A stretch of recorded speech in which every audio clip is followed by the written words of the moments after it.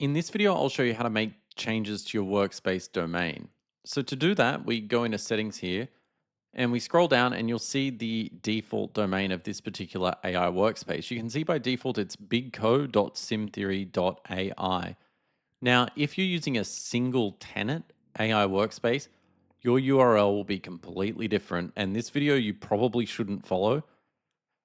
So we have two buttons here, set up custom domain or edit. So edit allows you to change the slug or the subdomain of the workspace URL.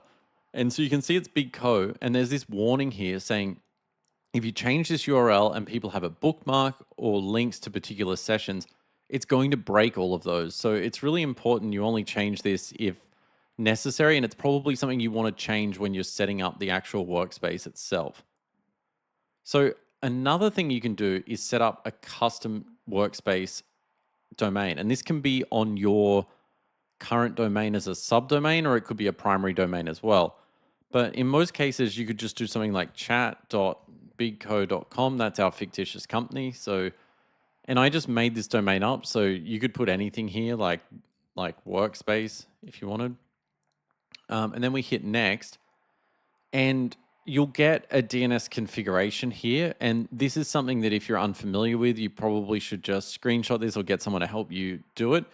You need to go into your DNS records and basically apply these values. Now, the values you see here are completely wrong. You'll get your own values that are correct, and you'll be able to then verify the domain. Once you've verified the domain set up, you'll see a button appears and it asks you to send a request to get the domain reviewed in order to take the domain propagation live on our end.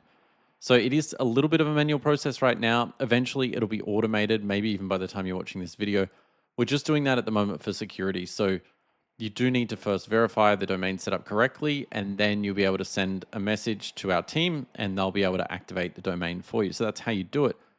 Once you've done it, you'll see that the workspace domain is actually now workspace.bigco.com. Now, if for some reason you no longer want this, or you haven't set it up properly, or you want to start again, there's a remove button up here. So you can just go ahead and remove it and it will revert back to the default subdomain on the simtheory.ai domain.